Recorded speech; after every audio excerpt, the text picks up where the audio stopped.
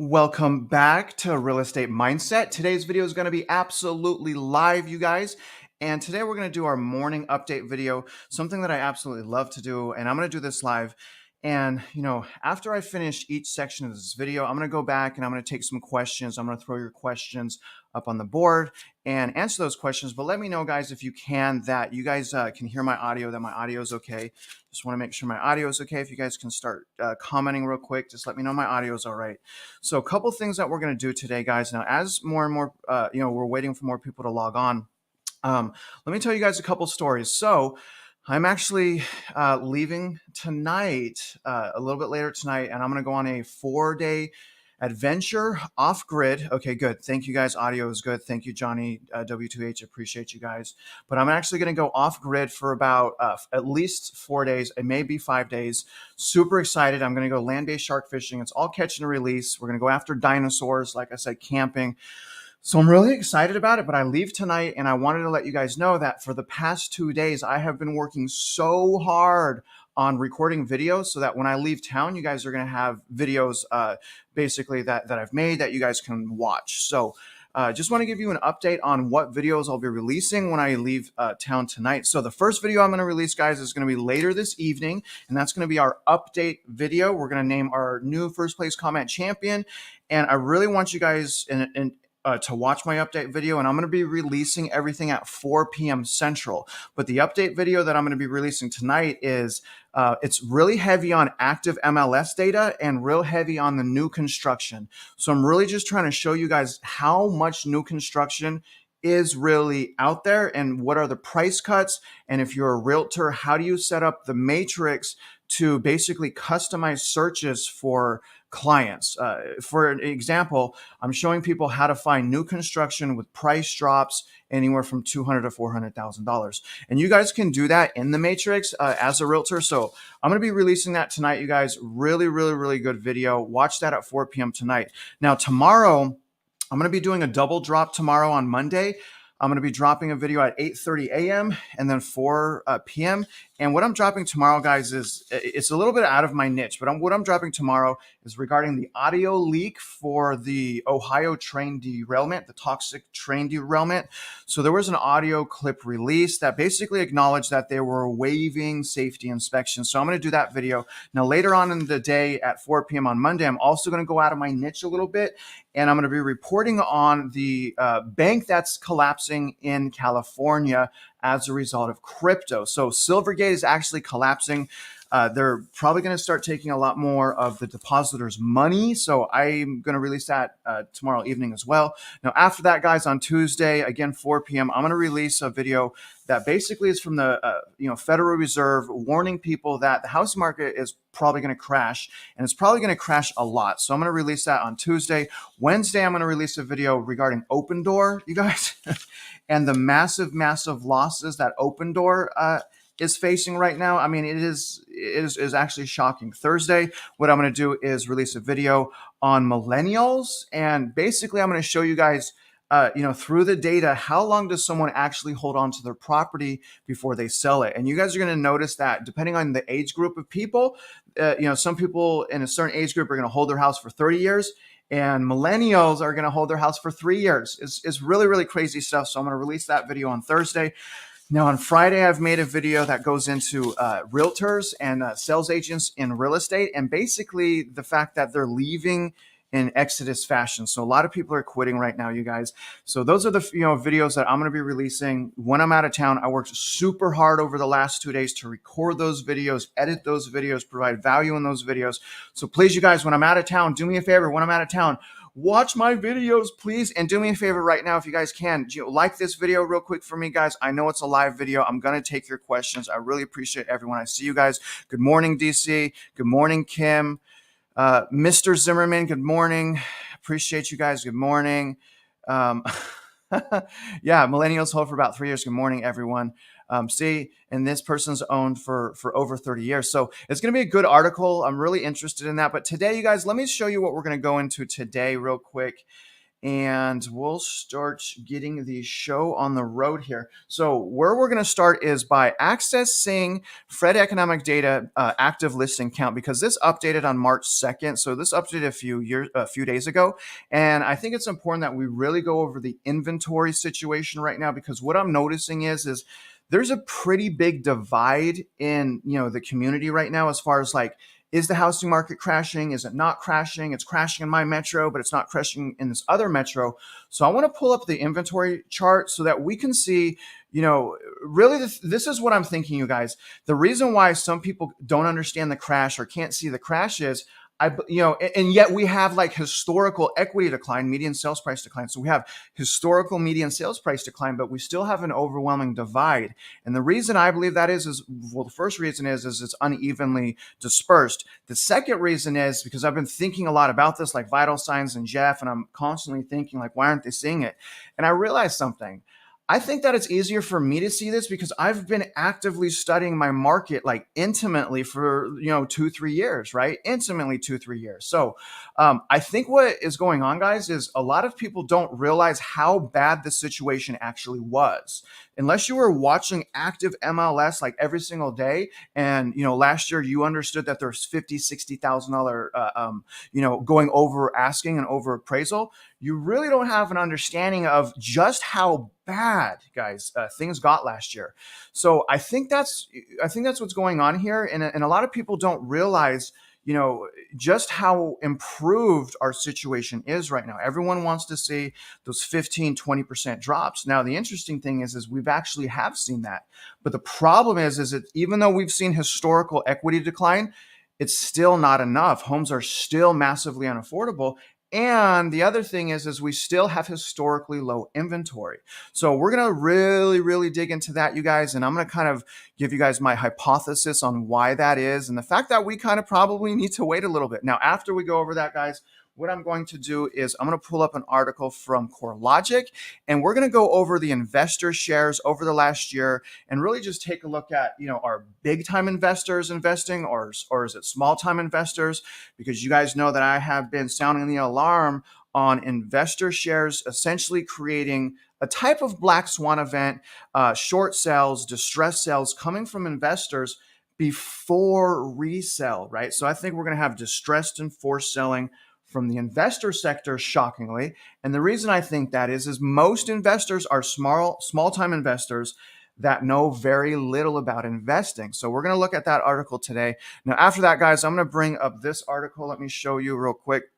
Now, this is a really good article as well, also by CoreLogic. And the reason why we're going to talk about this one is this is going to go into how important employment is when it comes to local housing markets. So that's going to go over the affordability issues. It's going to go over location, migration, and things of that nature. So really, really, excited about this discussion today, you guys. Really looking forward to it. So as I'm waiting for a couple more people to get online here, and I'm going to start with active inventory, let me tell you guys a little story of what inspired me to make this video to begin with. And I'm sorry, but I need to take a drink. I have cotton mouth right now. Sorry about that, guys. Now, here's the thing.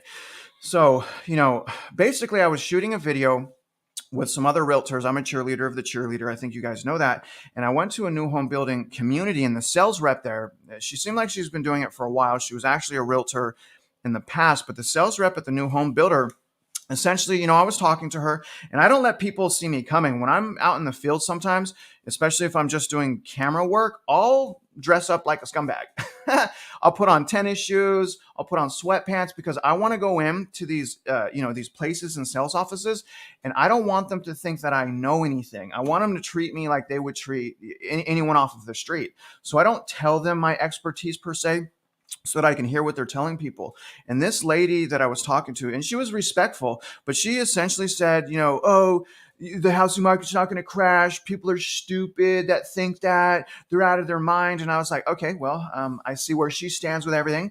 So I knew that in order for her to kind of open her eyes, that I would need to kind of take some steps back and remind her what happened. So I started asking questions like this. I'm like, do you remember, 1 year ago when people had to go $50,000, $60,000, $70,000 over asking? And she's like, yeah, oh my gosh, that was crazy. I'm like, yeah, isn't that crazy? It's probably not going to sustain, right? And, basically just having her acknowledge the insane equity increase. And I think, guys, again, I don't think that people are really seeing the massive price crashing, because it is massive price crashing, because it's the fat being trimmed off the top. I think what we're seeing such rapid decline right now is as a result of the fear of missing out and as a result of the overbidding. So, that's easy to shave off. We need to get into the bone, right? We need the fear, we need the recession, we need the pivot, and also we need inventory. So, anyways, you guys, we're going to talk about inventory right now. And we're going to move forward. And again, hold your questions, you guys. I want to ask your questions and get your opinion when I'm done going over this, okay? But for right now, what I'm going to do is I'm going to switch this real quick. And what we're going to do is I'm going to throw this up for now, okay? Now, here's what I want you guys to pay attention to, okay? And real quick, I mean, and this is this guy right here, Mark, he's 100% right. The word crash is subjective and relative. And there's been a lot of people that I've noticed that have been playing with the definition of crash depending on what narrative they want to use. So when I ask, do you think it's going to crash? If someone says yes, I want an explanation more than just their feelings, right? I'm like, okay, why do you think it's going to crash? Or if they say it's not going to crash, okay, explain why. Have a justifiable explanation, or it's just based on feeling, right? But anyways, I really want to take a look at this graph, and then I'm going to start drawing on it. But first, let me explain a few patterns with you guys as far as seasonality and as far as what we should expect moving forward in our housing market in 2023. Now, I want to point out this was updated, as you can see here, March 2nd. Okay, now I'm going to go to the 1 year real quick. Now, as you can see, inventory did go down slightly from January. Okay, so January there's 615,000. We're now at 577,000 as of February. Okay, so I want to show you guys again the seasonality of what's going on, because here's the reality of the situation. Okay, February of last year, this is where we were at. We were way down here. Okay, so essentially we didn't double inventory, but we almost doubled inventory year over year. Now that's important to understand, because even though it's historically low, we're making substantial progress with inventory, and they really only started doing quantitative tightening, or the quantitative tightening really hit the market the first half of the year. So if we have an entire year this year of quantitative tightening, odds are inventory is actually going to go up even more than last year. But here's what I want to point out, you guys, because there's a lot of people that are freaked out about inventory and things like that. So here's the thing. This month, the month of February, is historically the lowest amount of inventory that we have. That's why we probably saw a lot of overbidding when the rates went down. So I want to just point out, okay, historically, I'm going to go back to 2017. Historically, February is the lowest month of inventory, and then we go into March. Okay, so in 2017, as soon as we hit March, inventory started going up a little bit, and then a little bit more in April, and then it starts really going up as of May. Now, I've been telling you guys, once we hit March, which we're in March, we're going to start seeing the inventory dump come back to the market, and to be patient. So March inventory should be a bit higher, and then it should start going up significantly as we pass March. But it usually starts in March, and I just want to point that out. Here's 2018. You can see from February to March, that is when the increase happened, okay? And again, right now we're in February. If we go here, once again, February to March, it went up. Now, this was crazy lockdowns, so but it still went up here. Look, from February to March, it went up, and from here, it went down. That was a little bit kooky last year, obviously. That was when we had like historic low inventory.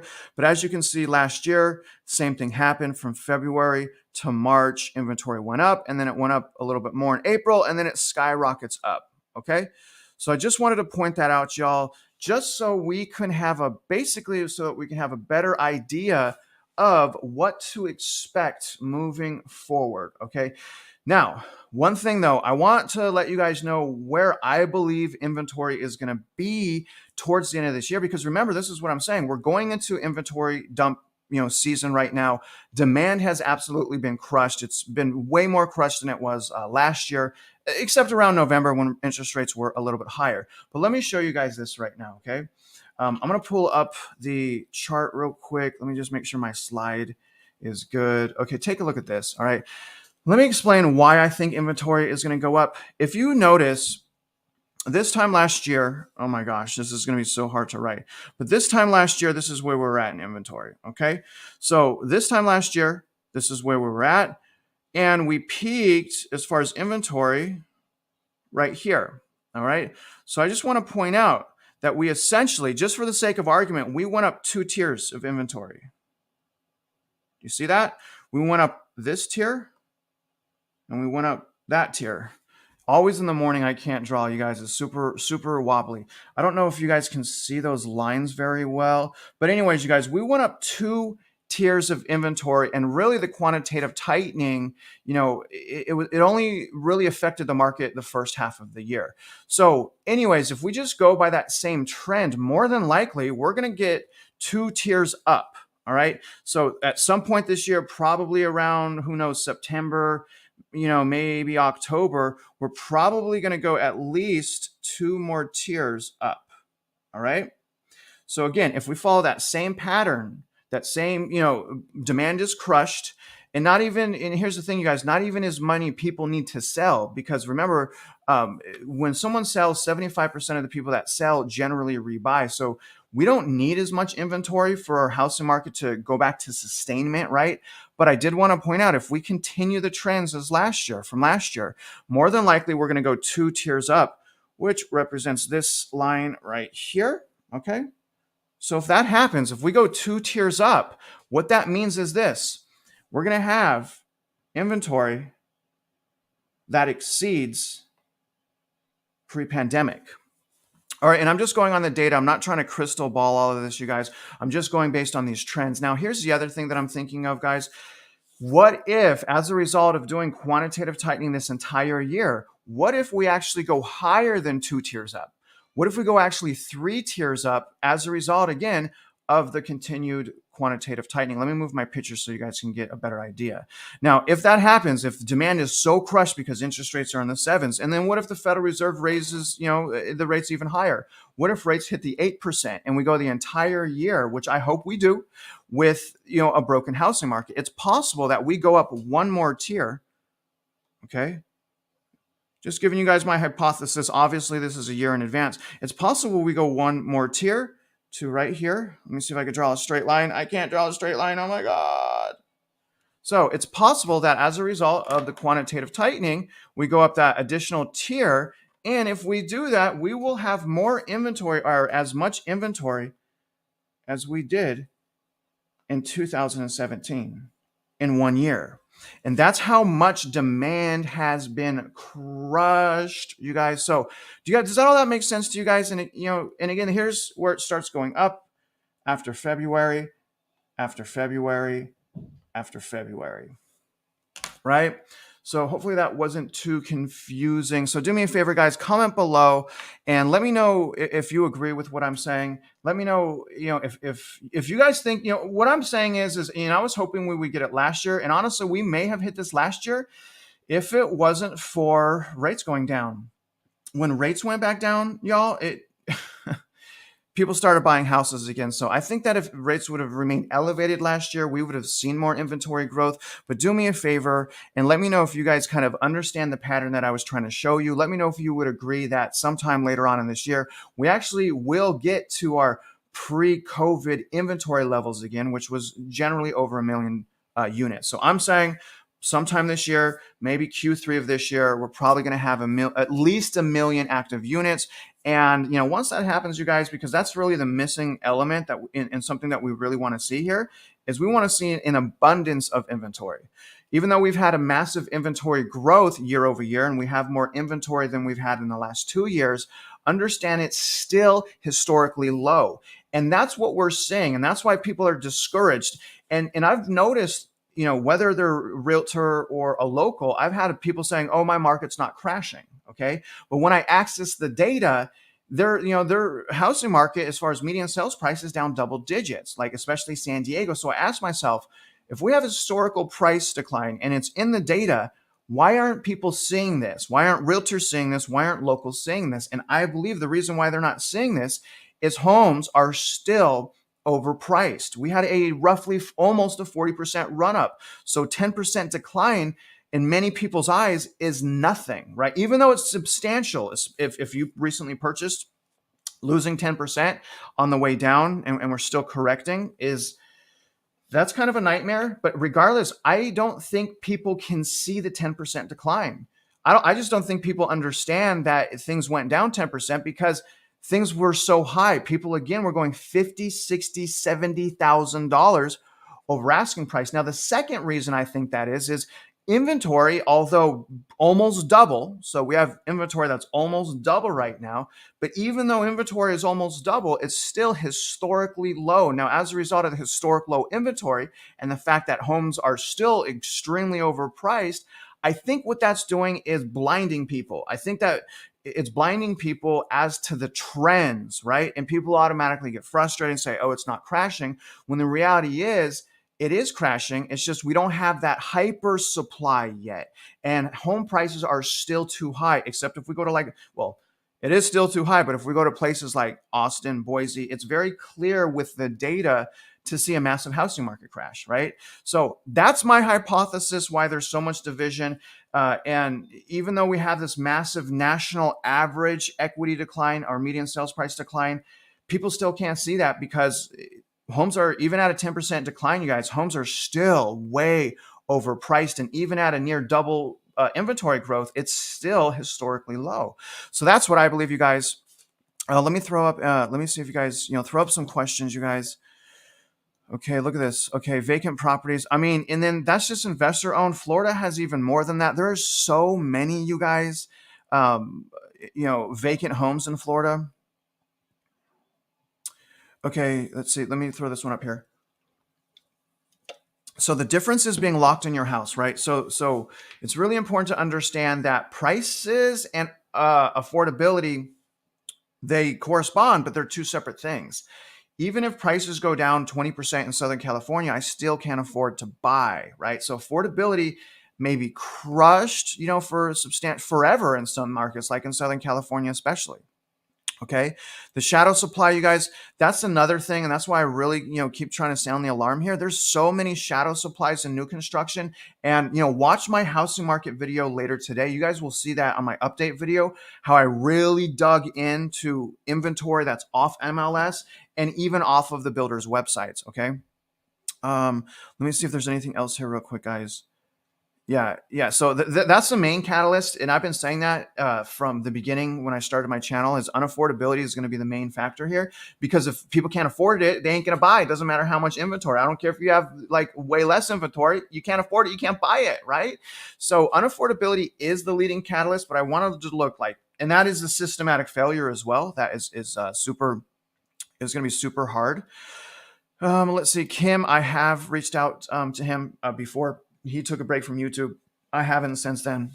Just letting him do his thing. I really want to do a review on Reventure Consulting's, new app, just to see how we can use it as members. Like, how can we use Reventure's apps to find a great deal? Let's see here. And then this is also good. Wally has a really good, and we're going to go into this a little bit about, how important jobs are. You guys, the job market really ran away with our housing market, especially work from home. So really good point, man. Let's see here. Let me just throw a couple more up here. It happens slowly, then all of a sudden. And I really am so desperately trying to, explain that to you guys. I know we all want the crash because we want to move on with our lives, and we all want the best deal of our lives tomorrow, right? But you also have to understand we have to be wise. And as more and more data comes in, we have to adjust, right? We have to adjust our plans because there is so much dust in the air. So it does take time. Last time we roughly had 3 years of decline, and roughly we had 3 years of healing, right? And recovery. So total of about 6 years, depending on the metro area. So it does take time. Okay. He's saying that it is great. So there is a limit on buy downs, you guys, but the temporary buy downs, there's not. That money comes from the seller, but an actual buy down, there are high cost laws that require lenders to not charge you, a certain amount of money. So anyways, you guys, let's move on now if we can. And see here, here's a good comment as well, you guys. Now let me set up the slide real quick. This is a good comment as well. I mean, we all kind of see this, right? That the overbuilding is just, I feel like it happens every single time. I can't figure out why. but it's very, very interesting that builders are in this situation again. So I think like the second thing is obviously number one catalyst, unaffordability, but number two, I think it's new construction. I absolutely do. But again, the most powerful thing is unaffordability, right? And I think that's what we're seeing in places like Seattle specifically. Because I asked myself, why is Seattle having pretty massive, declines and St. Louis isn't, right? So I asked myself that. I'm like, well, if we look at new construction, Seattle doesn't have too much new construction, and St. Louis doesn't have too much new construction. Both are unaffordable. Okay, so I think it's migration. I think it's the migration, you guys, and I think that's why we haven't seen Florida go down in the dumps too much. Is the migration is out of control into Florida. So I think like the biggest enemy of unaffordability is migration. So unaffordability, migration are constantly battling each other. And if someone moves to Florida from California or New York and they're used to $2 million properties, they go to Florida, they see an $800,000 property, like, oh my gosh, this is cheap. I don't care if I spend an extra $100,000. Right. So that migration has drastically impacted our housing markets, and some housing markets probably forever, especially if it's like Boise, kind of a small market, and it blew up like crazy as a result primarily of migration and job wage growth opportunities. Right. So anyways, let's go into this article right here, you guys. I appreciate everyone. I see you. Hey, Cindy, how are you? Yes, yes, yes. Very good. You guys, very, very intelligent. Very, very intelligent. Comments here. Phoenix is the same. And I really want to, I really wish I could go to each of y'all's housing markets, you guys, but I just don't have the resources to do that or the time to do that. But here's the first article we're going to read, you guys. Is housing affordability a remote concept? Now, this is going to go into location, and this is going to go into basically working from home and how those things really affect the housing market. All right. So, and do me a favor, hold your questions to the end of this. I want to get your comments on what you guys believe, is basically what you've learned from this article. Okay, so I'm going to read this right now. Sorry, you guys, for that. I woke up like dehydrated for some reason. I'm just really excited because I'm about to go on a trip for 4 days. Oh my God. And if you just logged on, remember, I'm going on a trip, but I worked like, I don't know, the last 2 days, I probably worked 28 hours on like getting video, getting topics, and getting it ready for my trip. So please don't leave me hanging. Watch my videos. And you guys are going to really love the one tonight, my update video. But let's read this, you guys, right now. Okay. So limited housing stock has led people to seek less expensive housing outside metro areas. Okay. Now, I just really, really, really want to point out that you guys don't have to live downtown. All right. If you're waiting on a certain metro area to become affordable, understand that prices going down will help. It will help with unaffordability. But some places are like, I mean, I hate to say this, guys, but some places are forever crippled in unaffordability. And one of the solutions might be you moving just right outside of the major metro area. I have to drive usually, depending on the market center I go to, because I travel to various market centers around Houston. It's minimum an hour. So I drive a minimum an hour to work. So I just, I'm walking out what I'm saying. Okay. But most people, most people buy homes using a mortgage. That mortgage comes from a bill that is one of the largest annual expenditures of US households. Okay. So obviously the bill for mortgages is it's the largest payment. So what does that mean? Inflation is greatest in the housing market. What does that mean?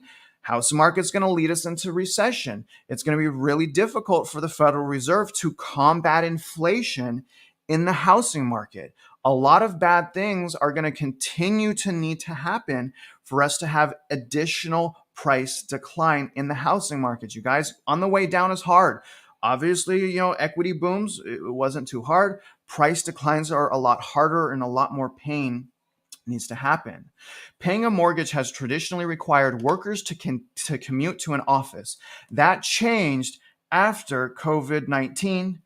Okay, sorry about that. I don't know why my pen keeps going off. That changed after COVID-19. Okay, so after COVID-19, a lot of people started moving to more affordable metro areas where they can work out of their house. And that really destroyed a lot of areas. Now, moving on, the relationship going right here, the relationship between employment and housing is closely intertwined. So I want you guys to know that.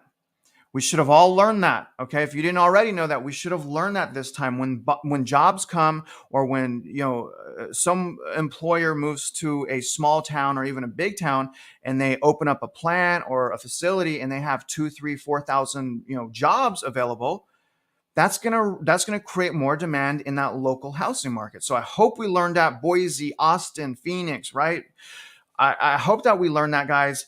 If jobs are there, the market's going to be out of control. So, again, just reflecting on that, let's not forget that. Now, people often relocate for jobs, and it is usually household income that dictates the amount that a mortgage lender will approve. As a result, housing affordability is an essential consideration in the house hunting process, right?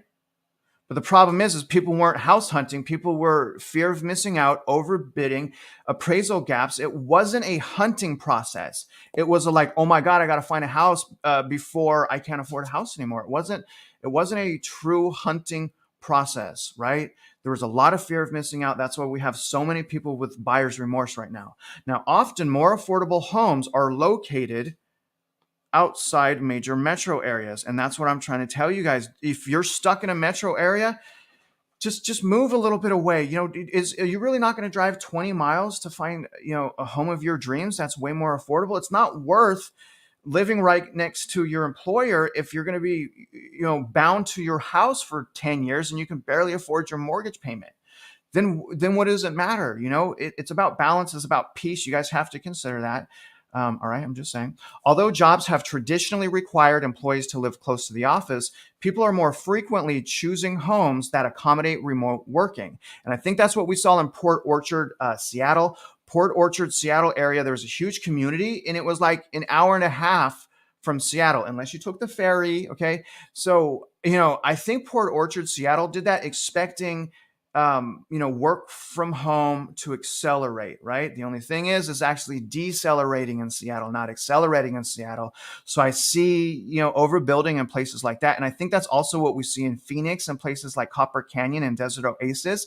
I think that, the reason why there is so much building without buyers, like thousands of homes without buyers, is they're banking on jobs. They're banking on like a chip facility in Phoenix and creating thousands of jobs. But the thing is, people still can't afford to buy a house, right? I mean, it's still broken even with the massive declines, okay? I mean, Kelly, I see your comment, Kelly. That was funny, but I'm not going to go there, Kelly. I see it. I'm not even going to throw it up on the screen. I'll laugh too much, okay? But anyways, smaller metros receive big interest thanks to relative affordability. So when half the nation is moving to relocate for affordability, those places will no longer become affordable, i.e. Austin, Boise. Okay. That's the big example. Increasing flexibility in work locations led to growth in previously sleepy areas of the country. Research from CoreLogic demonstrated that in-migration was recently concentrated in areas with access to outdoor amenities, and such places recorded significant home equity gains. The Mountain West region of the U.S. experienced particular growth during the pandemic, with vacation destinations seeing an uptick in housing demand. Desire from ex-urban areas was amplified as housing costs rose by double digits for the majority of 2022, according to CoreLogic Case Schiller. Okay, so obviously a lot of people were moving. During this period of elevated costs, U.S. Census Bureau data showed that people flocked to cities, major metros, and job centers in both South and the West. Such regions were homes to the top 15 cities with the largest population gains. Areas like Georgetown. Do y'all remember my Georgetown video I did near Austin? Do y'all remember that video? Georgetown, you guys. Unbelievable. I mean, I thought Georgetown was just enchanting. It was right outside the metro area. There wasn't a lot of traffic there. It was just so nice. So stop living downtown. Do whatever you want, but I'm just saying, move a little bit away from where you work, right? Anyways, and Leander, Texas, are the outskirts of Tech Center, Austin, and Maricopa and Casa Grande, Arizona, just outside of Phoenix, were among the top fastest growing cities in the US. And now that we're seeing specifically tech jobs and tech kind of, spiral, and deteriorate, we're starting to see those massive price declines. And again, that's what I'm thinking is going on with Seattle. Because Seattle, we don't have the inventory. Seattle, we don't really have the new construction, but it's unaffordable. And the migration, people are actually leaving there. So migration, depending on your area, we're going to have to see that. We're going to have to see a migration out of those areas, right? Because of unaffordability. And that's what happens hopefully in St. Louis. And then obviously I want to see distressed forced selling from investors. I believe we're going to see that. We'll look at that in the next article. However, this trend may be reversing. Okay. So all of the people that banked on, making money and selling houses based on work from home, that trend is now reversing, leaving builders overexposed, just like in Copper Canyon and Desert Oasis Phoenix.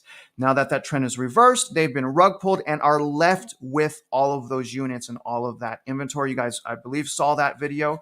Now, some areas saw 2.5 to 2.1 averages as far as year-over-year price growth. Now, let me go and talk about this real quick. The dance between real estate prices and work location requirements remains an intricate balance. And as part of the U.S. workforce gradually returns to offices and the unemployment rate hit its lowest point in 10 years, which is crazy, in January of 2023, the relationship will continue to play a role in regional housing prices. So if you're trying to invest in an area or you want to, understand what area to invest in, you really got to follow the jobs, right? The jobs are going to make equity growth break fundamentals for the most part, right? Depending on the relocation, depending on the new employer. Now, some ex-urban regions that become increasingly popular during the COVID-19 pandemic saw prices jump and unaffordability erode at the time. But these areas are now seeing major corrections, okay? And while price deceleration will likely persist into the spring of 2023, what's that? Do y'all see that? So thank you, CoreLogic, because CoreLogic has really gotten so much wrong. And that's really disappointing because CoreLogic is a huge influence in my industry, but they keep getting things wrong. They're not even using decline. They're using deceleration persist, but it's not deceleration, it's decline. So use the word decline, CoreLogic, but they're saying that's going to happen into the spring of 2023. And I'm wondering why? Why do they think that's going to happen only into the spring of 2023? Because in the summer of 2023, there's going to be even more inventory hit the market. Just saying. So if there's more inventory, there's less buyers, price is going to go down. Watch, that's the cycles and the phases of the housing market. Now, when the market will probably see some year-over-year declines, the recent decreases in mortgage rates has stimulated buyer demand and could result in a more optimistic home buying season than expected. Isn't it funny, y'all, that they're warning of don't wait too long and buy a house instead of warning you may want to wait for affordability to come back? Isn't that crazy to you guys that it just all seems so cheerleading to me? Why not warn about the historic price decline, right? Why not warn about that? Drives me crazy. Location may not be at the root of housing affordability. While discussions around housing affordability typically follow the correlation between employment, income, and housing costs, and we know that, there is another lens through which one can view the affordable housing crisis, okay? According to Pete Carroll, executive of public policy for CoreLogic, the affordable housing crisis is a bit of a what's the word, misnomer?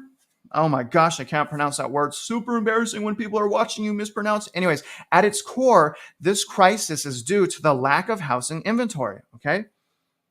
So that's where we're at right now. Right now, we do need more inventory, but the core of the crisis is not the lack of inventory, although that definitely did not help. The core of the crisis was low interest rates. Think about it. It's not the high interest rates right now. It's the low interest rates that made so much unaffordable. Now, the lockdowns also hurt us because the lockdowns prevented us from increasing the inventory and building, right?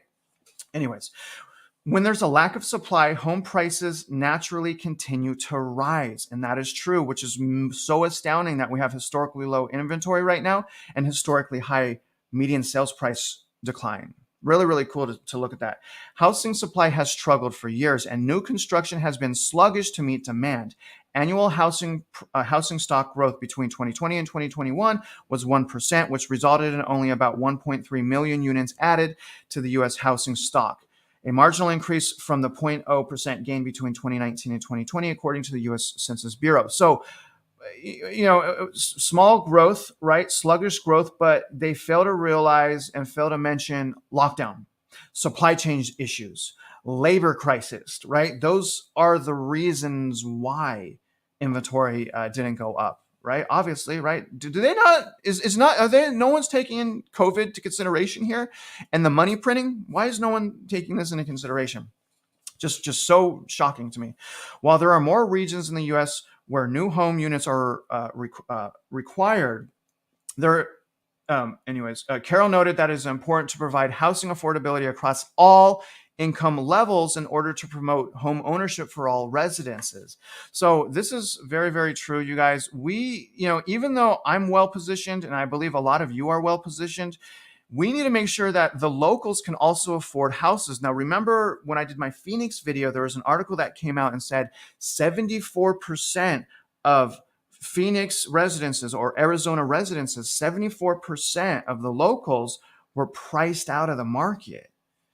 Imagine how heartbreaking that must be. Just especially if you grew up in those areas. You guys, we all know that 75% of natives can't be priced out of the housing market. That's not fair, and that doesn't work. But anyways, understand though that if you are in a metro area that is unaffordable, again, just maybe expand your search and see what you can find. The year 2023 offers some signs of optimism as mortgage rates have recently taken a step back and could decline further into the new year. So you guys see what I'm saying with the over optimism, rates taking a step back, further decline. So where's the point in this article where it says, what if we take steps forward and we have an increase of interest rates? Where's that in this article? Well, because that's what's been happening. That's what's happening right now. Do y'all see how crazy this is? To help accelerate home prices, home price stabilization, and move towards a more affordable market overall, builders can employ GPS, a mapping tool at the property level, to identify communities that make good candidates for new developments or the rehabilitation of existing housing market stock. So let me know what you guys think of that. Overall, but it is, drawing the relationship between basically income, the job market. It's also saying that, let me know if you guys also think it's over optimistic as well. And if you guys kind of see the same thing as I do. So shoot up some comments, you guys. I'm going to throw some comments up on the screen I really want to know what your feelings are. And I'm going to set up this next slide here. And we're going to go over something that's very interesting as far as investors, because you guys know how much I've been screaming like the investors are in trouble. So we're going to look at how much investor share there is out there and what levels.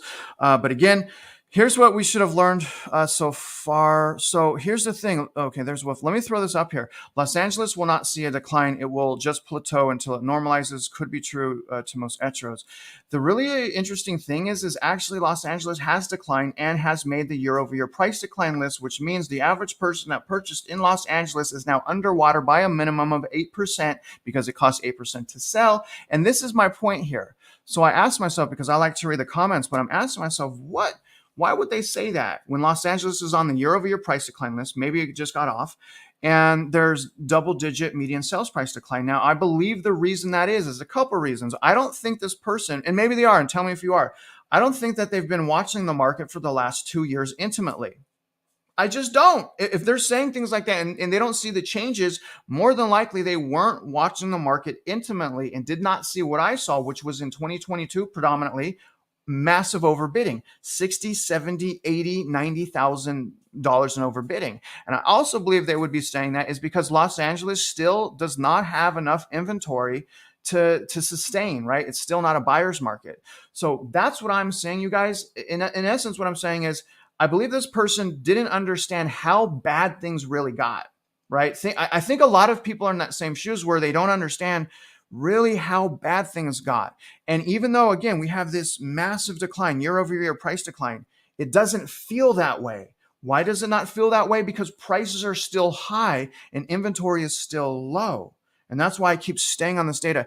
And I'm not knocking this person, because I just wanted to tell you, I'm not knocking this person.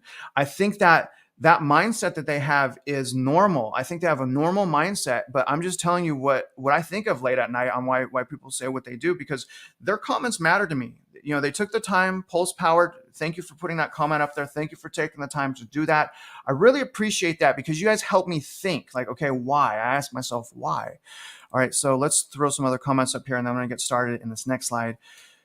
Mobile homes, are they a good starter home? The thing is, here's the thing.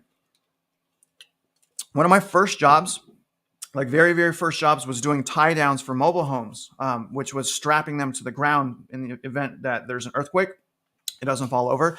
My dad's been a dealer for manufactured housing in Southern California, I think, for 30 years.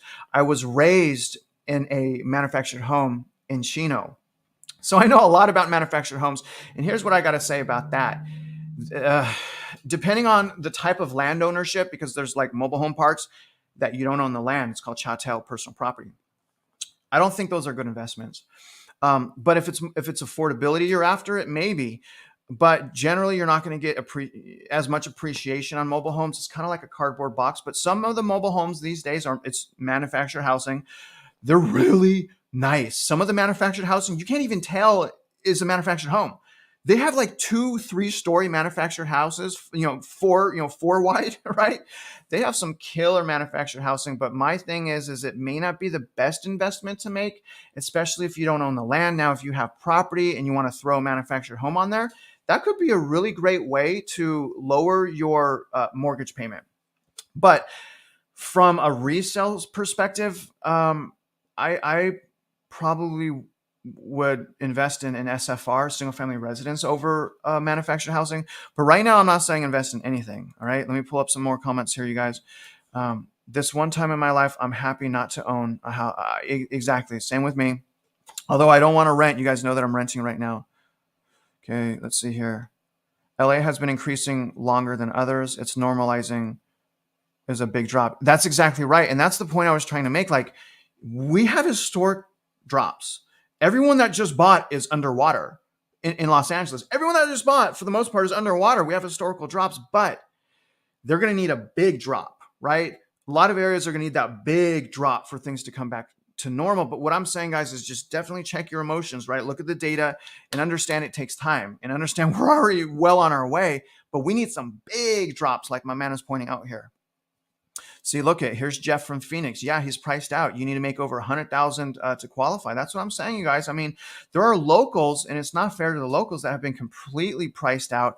Now, Jeff, the good news is, go out to. I went and flew in to Las Vegas and then drove to Phoenix. Go out and go check out Desert Oasis. Go check out Copper Canyon. Don't buy. I'm just saying, go check it out, because I need you to have a positive mindset, understand what's going on. And when you go drive out there, Jeff, you're probably going to see what I saw: thousands and thousands of homes just sitting there, man. Just sitting there is the craziest thing. But Jeff, go out there, Desert Oasis, Copper Canyon. I think that's going to be the epicenter of house price crashes. Y'all heard it here first. Copper Canyon, Desert Oasis, all right? Okay, let's see. I'm going to get to the next article here. I'm seeing investors underwater here in Florida. Example, OfferPad bought a home 5 months ago for $285. It's now price slashed at $275. You guys, I did a whole video on this. Open Door is selling at losses. Think about how much trouble Open Door is when all of the other thing that I learned about Open Door, they're like, over the last 3 years, their second biggest buying quarter was in the bubble. At the peak, that was the second highest purchasing for quarterly purchasing was in the peak. The most of their houses were purchased at peak. So when I've done that video, I'm asking you guys, do you guys think that, do you guys think that Open Door and OfferPad, that's your question was OfferPad. I was talking about Open Door, but y'all think they're going to go bankrupt this year? I don't see how they don't go bankrupt this year. All of their assets are declining, right? I don't know if rates are going to hit 9%, but if they do, oh my gosh, you guys, it is going to be so fast. Now, let's, and I'm going to get just a couple more questions, then I'm going to go into the article. We'll finish this out. Cindy, per realtors, is always a good time to buy and sell. No buy and sell, no paycheck for them. And I want to do a better job at slamming these cheerleaders, you guys, because there are also good people that are just confused. I'm slamming the cheerleaders that are intentionally manipulating people and just YOLOing it, saying buy a house, it's never going to go down. That's my gripe. So my thing with realtors are we all see you. We see the cheerleading. We see that you need to make a paycheck. We see that you're just going to say and throw up cheerleading. My point is to stop that, right? My point is you actually have the ability to actually help people and educate people. How do you do that? Stop throwing up cheerleading and toxicity, in my opinion, and start understanding the data. Do your market analysis. Show people where the price cuts are. Show people, right outside of metro areas, where's most affordable to live. Rent analysis. Do analysis and share data and formulate an actual opinion about the market. Right. But the thing is a lot of them stay in emotions, and a lot of them don't want to understand the severity of the problem we're in. And that is normal. It is frustrating, but I don't want to hate on them, because there are some people that actually just don't know. Maybe they just started, and I don't want to scare those people away. I want to, like, hey, stay and listen to my channel and understand you need to grow with us. Right. And don't be so pushy. Anyways, guys, I'll shut up.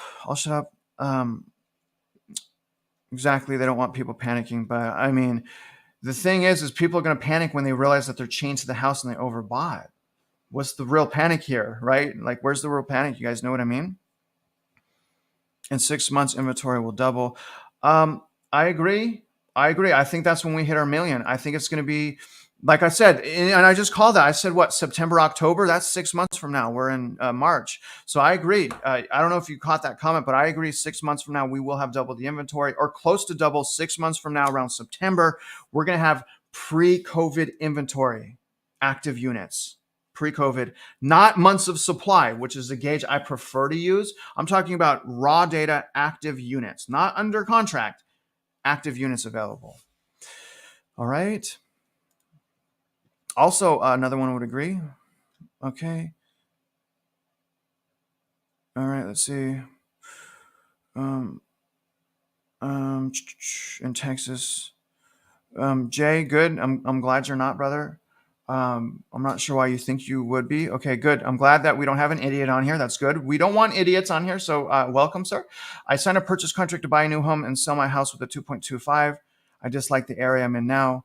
I'm property tax exempt in Texas, so that helps me out a lot. So probably Jay is a veteran. Jay, tell me if you're a veteran with a disability, 100% disability in Texas as a veteran. You don't have to pay property taxes. Texas has some really good laws as far as like helping their veterans. So Jay, I don't want to knock you, man. It's hard for me to sell. Like, I don't want to sell my existing home that I converted to a rental, even though I lost my tenant, because I have a 2.125. So Jay, let me just throw this out here at you, Jay. Okay. I just throw this out here. Now I understand being a landlord it could be a nightmare. There's property management companies, but you may want to think, Jay, about converting your primary residence to a rental, because here's my point here. You have the ability to cash flow, unlike investors. So current homeowners right now that refinanced or purchased, in that time when rates were low, they have the ability to cash flow, whereas the investors don't. So Jay, all I'm going to say, man, is like, I look at my mortgage at a 2.125 as an asset. You could sell your house. I'm not, saying you're an idiot. And the other thing is, if he sells his house, he's probably a well-qualified purchaser. So I want you guys to understand, I'm not knocking people. People, will buy for different reasons. My main message in the sound of alarm is going to first-time home buyers, predominantly first-time home buyers that really haven't gone through anything like this before. My message is to them. Now, if you've gone through the cycle before, if you're well qualified, you have plenty of money saved, you don't have consumer debt, it makes sense for some people to buy, right? But my point and my channel is about sounding the alarm and trying to purchase at one of the most optimal times. And I'm walking that out with you, right? I haven't bought recently. I put an offer in. They rejected the offer. It was an offer that would have benefited me. So Jay, thank you for commenting, man. I appreciate you. Okay. So we got evictions going on. We got, things like that going on as well.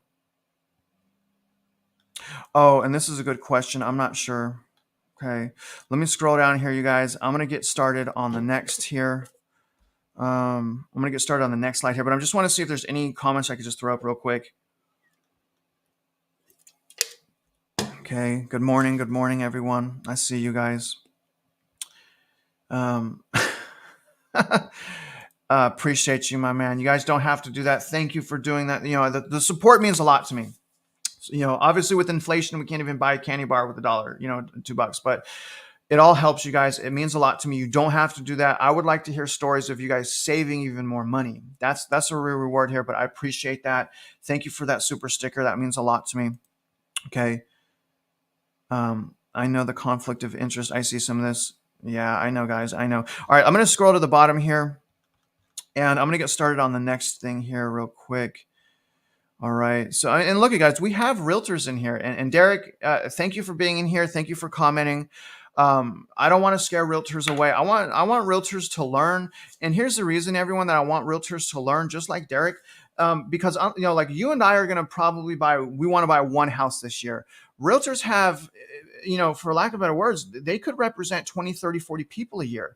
So it's really important that, you know, we touch as many realtors, in my opinion, that we touch as many realtors as possible to like wake them up also. Remember last time around, I was a realtor for I think what, 8 years, 7 to 8 years before the housing market crashed, and I didn't see it coming. So I don't want, obviously there's really bad realtors that we just can't help, and who cares about them?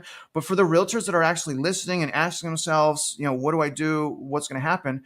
I have respect for them, because it's embarrassing, you know, to come on a channel like this and speak out when there's so much hate for realtors. But the reality is, guys, we need good realtors because we have so many bad ones. There's an overwhelming amount of just really, really horrible realtors. So when I see a realtor come on here that appears to want to learn, I like that. I want that to happen because it's going to it will help society. I'm not saying that I have that ability to influence like that, but if we can just help a handful of realtors, and those handful of realtors start explaining to people caution, how to find a great deal, cash flow, wedge, right?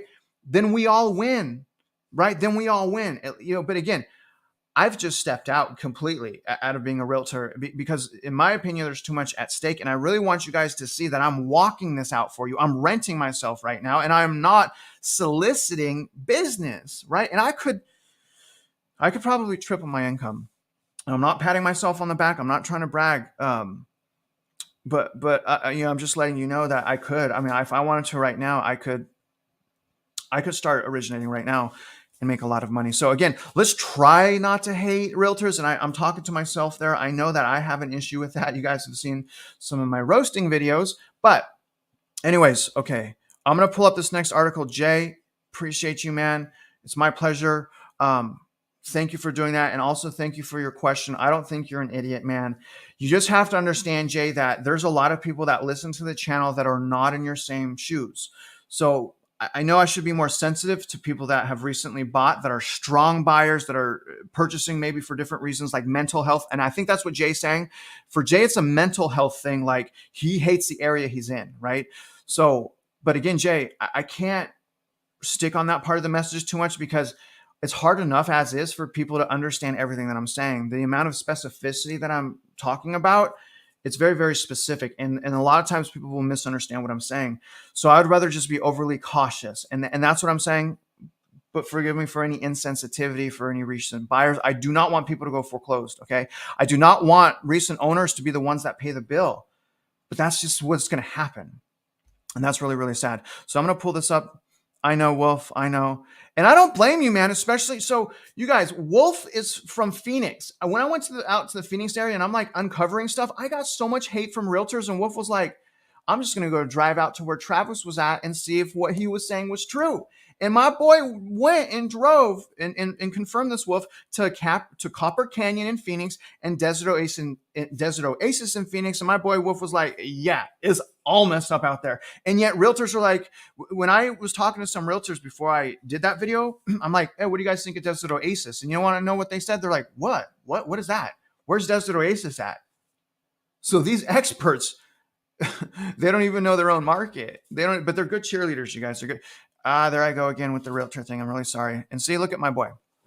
See, he did go out there. You guys see that? I love it. Thank you for backing me up there. But most importantly, Wolf, thank you for finding out yourself. I want you guys to question everyone, including myself. I don't want to do the thinking for you. Go test me. Go see for yourself. The articles are linked. Go to the top of this live chat, and you guys will see the references and the data links. So now what I'm going to do, guys, is I'm going to go into investors. Okay. I'm sorry, I'm a little bit parched. All right, so let's pull this up. I should be good now to pull this up. Okay, now, really, really cool stuff. This is investor share. I'm going to point out the fact that most investors are actually small-time investors. And the reason I want to point this out is I'm saying I believe that, and this is for Vital Signs. I don't know if Vital Signs or Jeff are on right now, but this is mainly to them because I think of both of them a lot because I worry about them and I don't want to steer them wrong. And if I believe that, oh, you know what, Vital and Jeff, it is time to buy, then I'll say that, but I just don't believe it. But I believe distressed selling is going to start. And we haven't seen this before on a national average, okay? So this is a bold claim I'm making. This is a bold claim. I believe distressed and forced selling comes from investors before primary residences. So I think it hits the investors first as a result of increased inventory and poor investing.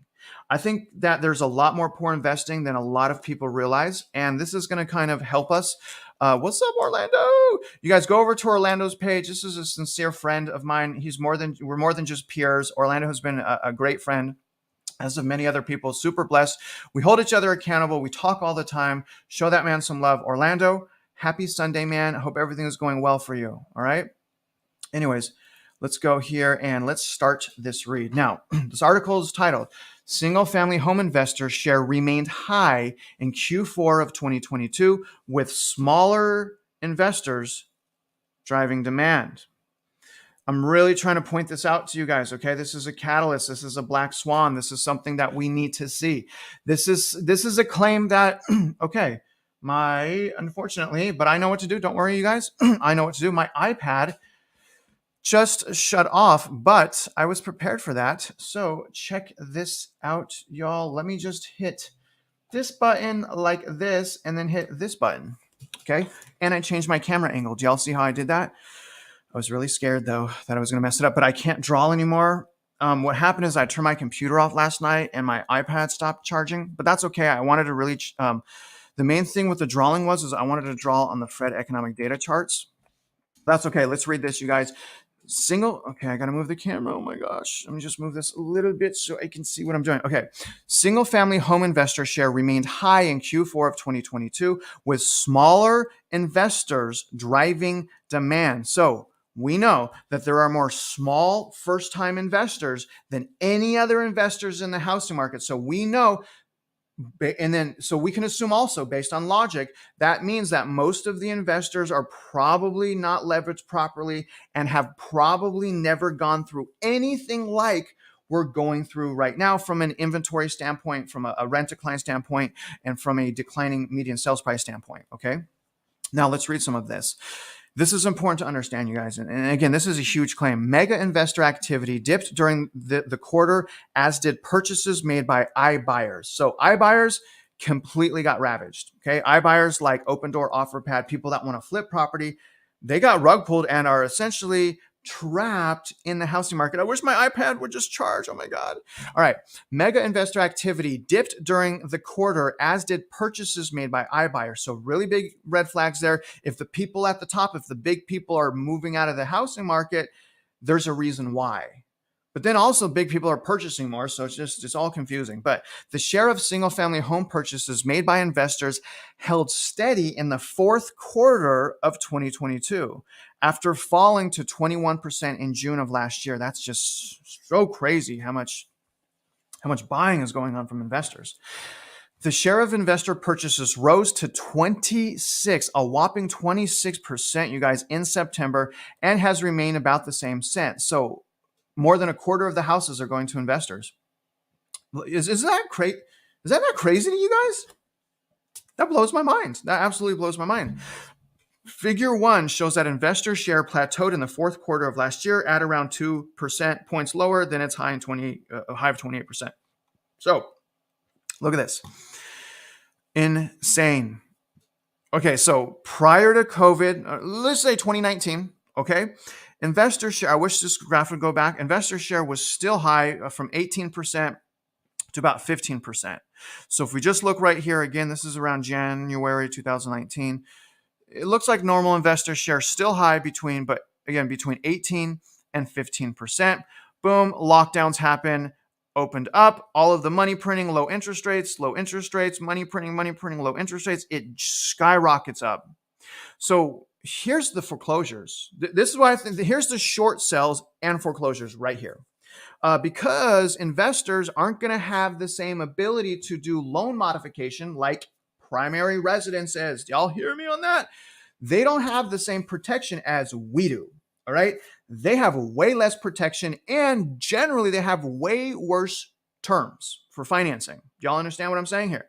So keep your eyes on this, but look at this. Look at how crazy. I just really want to point out at the peak of the housing market. Okay, look at about July of 2022. Here's the peak right here.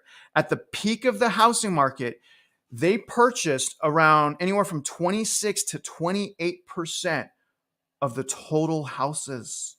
At the peak, did y'all hear me on this? At the peak, 26 to 28% at the peak. That means most of the purchasing was done at the absolute worst time.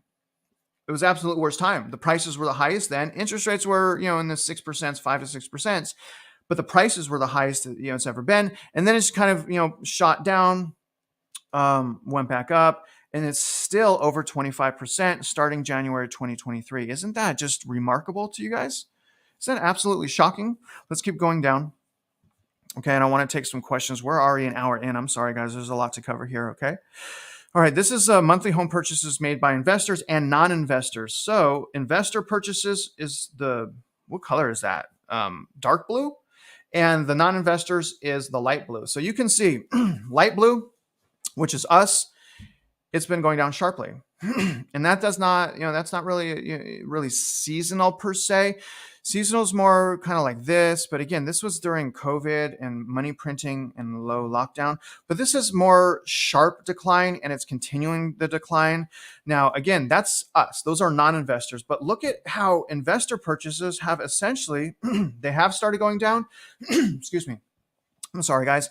It has started going down, but it's still relatively high. And it's just, to me, it's really surprising that the lack of quality purchasing seems to also be happening in investor purchases. That surprises me. I don't know if that surprises you. Let's look at some more stuff. Okay, this is just, you guys, listen. Shocking. Small investors, okay? Let's see here. Why is this so hard? I mean, can you guys tell the difference in colors here? So hard. But anyways, large and mega investors are these two lines down here. So these two lines down here are large and mega. These two lines up here are small and medium. So I just want to show you, to put things in perspective, the large predominant of purchasing, over 45%, almost 50%. Almost 50% of the purchasing is coming from small investors, not big, scary Blackstone, BlackRock, scary institutional investors. The issue is, and I think they're going to pay the price, and I think we're going to benefit from that, it's small investors. Sadly, most, not all, there's some great investors, all right? There are some great investors, but most of the investors are not, again, I have to be careful, but they're not educated on how to properly invest. A lot of these recent investors didn't even know they should be investing because of cash flow. A lot of them were like, you know what? I'm upside down $500 a month in payment, but I'm going to chase appreciation, equity appreciation. That's very dangerous, you guys. But again, look at how high. Now look at the median investor. So the median investors are still at 35%. So between small and medium, why am I saying median? Medium investors, it accounts for what? About 80%. So a little more than 80%. So a little more than 80%. And my man, look at my man right here. A little more than 80% of the investing is going to small and medium investors. And probably a lot of that money is dumb money. Okay. You guys go check out Luke. This is my boy, Luke, with Market Mania. I love this man. I've watched him grow, and he just, and he's really, I love him so much. He don't care, man. I mean, the guy's just going to lay it down. He's going to, he's going to be truthful. So check him out again. That's Market Mania. He's one of the people in our group. Love you, Luke. Keep pushing, man. Absolutely love what you're doing. Let's keep going. We're almost done, you guys. I just wanted to show you this last thing here. because I know I'm talking a lot. Look at the iBuyer activity real quick. Okay. You see this light blue line here? That represents stuck flip investors. So these are this light blue line represents share of iBuyer purchases remaining unsold. So important to understand this because this is a different category of investor. These are flip investors, OfferPad, right? Open Door. Look at that. As of January, roughly of 2022, it started skyrocketing upward because they stopped being able to sell their houses. So they're stuck as bag holders. Do y'all see that? Y'all see that they're stuck as bag holders? Let me show you one more thing and then I'm going to end this video. Look at this. This is freaking crazy. This goes by like top metro areas and small investor to mega investor. Now, obviously the small investor is at the bottom and it is, this represents total share of housing market though. So the total share of Los Angeles, my iPad just turned on. Total share in Los Angeles, Long Beach, and Anaheim, 15%. In Q4 of 2022, 15% of all the listings went to new investors or small investors. Does that blow you guys' mind?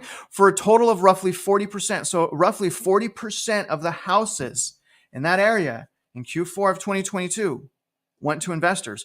And look at Atlanta. I want to come to Atlanta. I cannot figure Atlanta out. There's just such over 35% of Atlanta investor shares. And what's interesting about Atlanta, the most investor shares in Atlanta, listen guys, this is wicked, you guys, 13% mega investors. So it's not small time investors, it's the mega investors and institutional investors that rocked Atlanta. And that's the only metro. Look at that. 13%. Y'all see this? That's 13%. And look at, let's go to the next one. The next one's less than 1%. So we go from 13% mega investor to less than 1% in McAllen and Mission, Texas. But 16% went to small investors, followed by 15% median investors. Do y'all see that? You know what's crazy though, looking at this? Where's Florida? I don't see Florida on here. El Paso, Texas, again, about 35% investor share. San Francisco, why would people want to invest in San Francisco? Albuquerque, and I say that because San Francisco is so unaffordable. Albuquerque, New Mexico's in some damage. Riverside, San Bernardino, and Ontario, that one surprised me over 30%. Think about it. Over 30% of houses sold to investors. Are you guys shocked on this? Why am I the only one? I feel like I'm the only one shocked. Look at Salt Lake City, Utah. Same thing. Over 30% of homes went to investors. San Diego, again, over 30% went to investors. But it's really intriguing that only Atlanta had such a heavy amount of institutional investors. So anyways, you guys, that's going to kind of do it for the videos today. I didn't want to go too long. I wanted to stay, in the value. I wanted to stay in the data. So, I hope you guys appreciated that. Let me take some comments before I go because I gotta start getting ready right now. I have a lot to do before I go. So just let me know if you guys have any comments here. Let me throw up this. I saw that censorship, Open Door, and Zillow. I'm going to put that up in a minute. Okay. I just found out about all these buyers that are doing rate buy downs. It's not a true rate buy down. It's a temporary rate buy down. It is only possible because the houses are appraising, which means the appraisals are incorrect and MBS aren't safe as thought. That's 100%. It's not that the appraisals aren't correct. It's just that, well, actually they are. Let me explain why they're incorrect. And let me explain why appraisals wrecked us. Because with the new Dodd-Frank Wall Street Reform Consumer Protection Act, it required appraisals to be ordered through appraisal management companies. So appraisal management companies. And that was supposed to keep us safe from equity growth like we experienced. But people still sent it. People would purchase a house. The appraisal would come in $50,000 low. And they're like, you know what? Let's just YOLO. I have fear of missing out. So I'm going to pay $50,000 over appraisal. Here's the problem. And he's right. By doing that, it creates a comparable. A comparable is a sold property. So in order for appraisals to calculate appraisal value, they typically take 3 sold properties. So if those 3 sold properties were properties that had overbidding going above appraisal value, it messes up the entire community because now that entire community has an overvalued comp. So I agree. And again, that's the point I was trying to make at the beginning of the video is I think that's what we're seeing right now. We're seeing such large equity decline because it's all of the overbidding that's being shaved off. And we have such divide because even though we have the historical price acceleration, even though we have historical price decline, it's still overpriced, even though it is changing, right? So anyways, let's see here. Let me go back to the questions up here. Okay, here we go. That is correct. So Opendoor and Zillow have just partnered up. That's in my video that I'm going to release on Opendoor. And the thing is, to me, what I think is going to happen is Zillow is just going to buy out Opendoor. Zillow got burned real bad, and they didn't even have to, which was the crazy part. They sold a bunch of property at the end of 2021 for a loss. They lost millions of dollars on that. If they would have just waited, they would have made so much money because the equity continued to appreciate in 2022. Okay, let's keep going. To anyone that asks me their local housing market, remember what to do. Go to Redfin Data Center. Every housing market is localized. Local housing market is so important. Go to Redfin Data Center. I'm also going to put out on my update video today how to use Lennar to track distressed areas. Watch that update video. It's going to be crazy, you guys. But when all is said and done, the best analysis is going to be done by accessing the multiple listing service. It's going to be by accessing live data. In order to do that, you either need to be a realtor or you need to have met a realtor that can do that for you. So my advice is start interviewing realtors, find a great realtor that is not pushy and throwing up cheerleading, and have them start doing market analysis for you on Charlotte, right? A rent analysis, and do that for 4 years. And that's going to help you understand what a great deal is. And that should only take an hour for a realtor to do. So again, please, you guys, empower yourselves. Go out and start getting the data. Watch my update videos to see how I do that. Thank you, Cindy.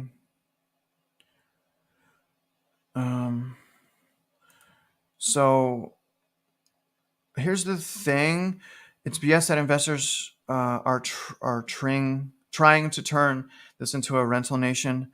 I don't think that they're trying to turn it into a rental nation, Nathan. I think that their actions are turning it into a rental nation. I think investors, their goal is to make profit. I don't think they want to destroy the U.S. It's just that's appears to be what's happening. Yeah, rate buy down is a scam. It's not permanent. It's basically just putting money in an escrow account that helps make your mortgage payment for like 2 years, right? It's not even a real buy down. It's not even a real buy down. It's crazy.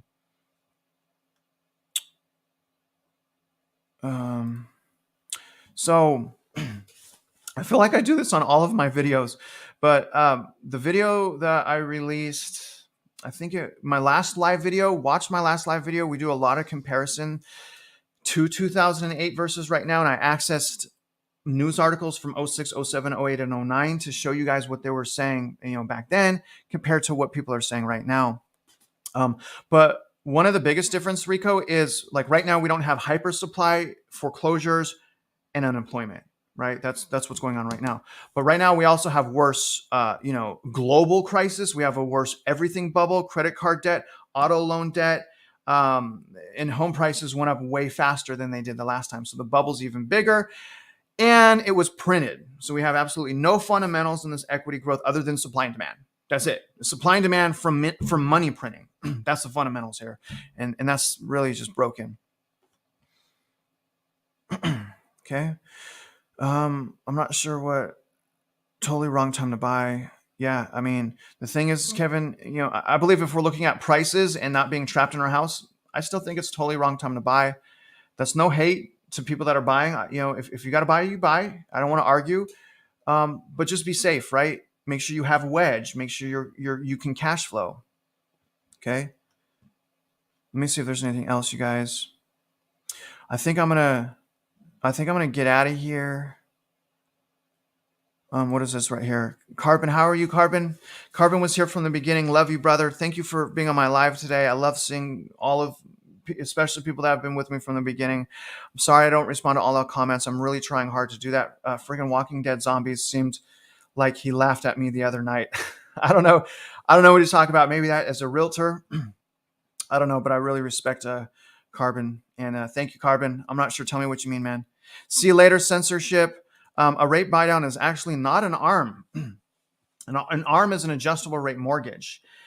This isn't even an ARM. This is crazy, Eric. It really has nothing to do with the loan. The temporary buy downs is you take a whole bunch, say you take $20,000 from the seller, you put that $20,000 in an escrow account, and that $20,000, a portion of that money is sent to the mortgage company every month to reduce your mortgage payment. Has nothing to do with interest rate. They just put a whole bunch of money in an escrow account. Isn't that crazy? That's crazy to me. And they call it a temporary, they call it a buy down. All right, guys. So I think so. I mean, we got so many black swans. It's just my head's spinning like the girl from The Exorcist. I mean, there's black swans everywhere. Everywhere I look, there's just something that can happen. Exactly. Real estate investment trust. That's exactly right. Especially in the commercial sector. I know. I have many, so not specifically on cash flow, but I did go to my live videos like this video. I did do one on my cash flow. What I'm trying to say, bro, missed my point. Sorry, Carbon. I don't know. I'm sorry. But what I was trying to say about cash flow, like my recommendation is, because the rental market appears to be deteriorating and dissolving. I think we should cash flow at 75% of median rent. If you can cash flow at 75% of median rent, then the rental market can go down 75% and you can still break even if you have to rent your house out. So there's a lot more, though, that comes into that. Carbon, what was your point? Let's see.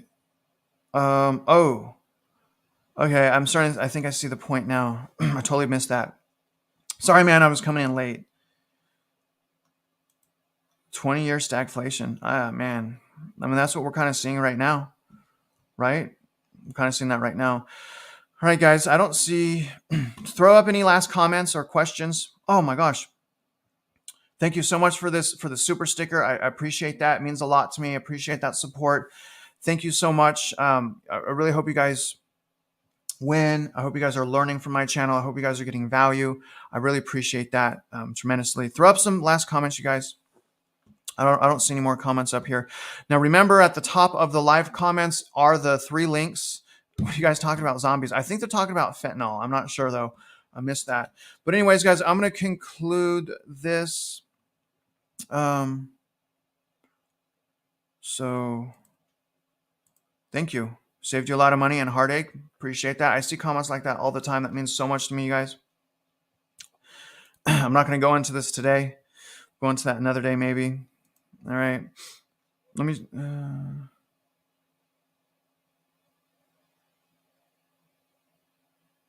I think that 7% rates is killing the housing market. I would like to see them higher so we can get this over with, but I don't think they necessarily need to. I'm talking about the 10-year treasury and mortgage rates, right? All right, guys. So I'm going to conclude this now. Thank you, Christy. I see you, girl. Thank you. Thank you, Linda. Appreciate you. Will prices go down as interest rates go up? Yeah. I mean, that's what we're saying. Rates. So the thing is like, if we talk about the four phases, phase 1 starts with interest rates, right? So if interest rates go up, it affects all the other 3 phases. So phase 1, interest rates go up, and then it goes into phase 2, which is sales and new construction. And those things go down, sales goes down, new construction goes down. We see that, followed by the third thing, which is prices. Now we want the 4th phase, which is the inventory, so we can get on with our lives, right? And that's what I showed at the beginning of this video. But absolutely, the rates have a lot to do with that. Have a tremendous amount. Cindy, I appreciate you. Curtis, I appreciate you. Jackie, appreciate you. Raymond, appreciate you. Kev, appreciate you. Censorship, I appreciate you. All right, I appreciate all you guys. Okay, here we go. Let me bring up this last comment. I think she may have missed kind of the beginning of this because her comment is important to me. When do you think we will start seeing home prices go down? I'm waiting on that versus rates because everything is so super overpriced. It sucks. So I don't know her area, but I want to talk about this because, and if you can, Miss Crazy, I think it's Miss Crazy, watch the beginning part of this video when I go over inventory, because I think I'm starting to understand why people are saying what they're saying. So for example, we have the fastest price decline right now. So when am I, here's the thing, when am I going to start seeing that? I'm already seeing it in multiple data sources. Here's the problem that I believe Miss Crazy, I think that's how you pronounce your name, is I don't think people understood just how bad the housing market is and just how much overbidding there was. Because even with the historical price decline, homes are still greatly unaffordable. And even though we have almost double the inventory, we still have historically low inventory. So I believe what we're seeing right now, as far as the price drops, because it's undisputable right now, the price drops, is it's the fat being trimmed. It's the overbidding that we're seeing hit first. And I think that's why we have historical price crash. But here's the thing, that's just the fat being trimmed off, right? Even if house prices went up 40, 50% in some areas, if it sheds $30,000 off, even though that's historical, it's still greatly overpriced. And I think Mrs. Crazy, that's what we're seeing here. So despite historical equity decline, despite double inventory, it's still overvalued. We're still at historically low levels, but this is what I want you to understand, Ms. Crazy. The trends are now on your side. Unlike last year, the trends are now on our sides. It's indisputable. The question that we should be asking ourselves now is, how much longer are prices going to go down? And will prices go down enough in my metro area for it to become affordable, right? That's what we should be asking ourselves. So I want you, Ms. Crazy, to do me a favor, and I'm just going to end on this, you guys. I want you to continue to empower yourself. I think that what also is happening, people can't see what I'm seeing a lot of times because they're not deeply monitoring the market. Like I saw bidding wars, right? I actually saw that every single day. So Miss Crazy, I want you to get with a realtor, interview them, be mean to them, find you someone that is trustworthy, find you a great realtor. And I need you to start having them do market analysis for the past 4 years in the areas that you're interested in. That market analysis is going to give you actual data for, go back 4 years, 2019, 2020, 2021, 2022. And I want your realtor to give you the average sales price, the average price per square foot, and the average size of the house that sold in the area that you want to buy and again, for 2022 back to 2019. And then I want you to take that, because that is your empowerment. That is your power. That is your education. I want you to take those market analysis and use that information to determine what a great deal is. But we cannot use our emotions. And I'm not saying you are. I'm just saying we cannot use that. We need the data. And I think that a lot of people are missing it again because it's just still unaffordable. But the thing is we see it right now happening. You're going to need to get, thank you, Miss Crazy. Good. Now, again, I think she agrees with my point. It's like, I can see it clearly because you guys, I've been watching for 2 years, like frustrated every day. Active MLS. I'm an industry professional. I see the fear in people's eyes. So I just, unless you're doing that, it's still super unaffordable. Now, other than that, you guys, I really appreciate you following along with me. Don't forget to watch my videos. 4 p.m. Central is going to be my drop time. I'm going to drop my first one today. It's going to be a housing market update. We're really going to look at new construction, and I'm going to use Lennar website, which is public data, to show you guys where to find areas that are in distress. Right? So I hope you guys like that video. And other than that, again, you guys, thank you for following along with me. And if you're out there investing in real estate, you already know I wish you luck, and I hope you win.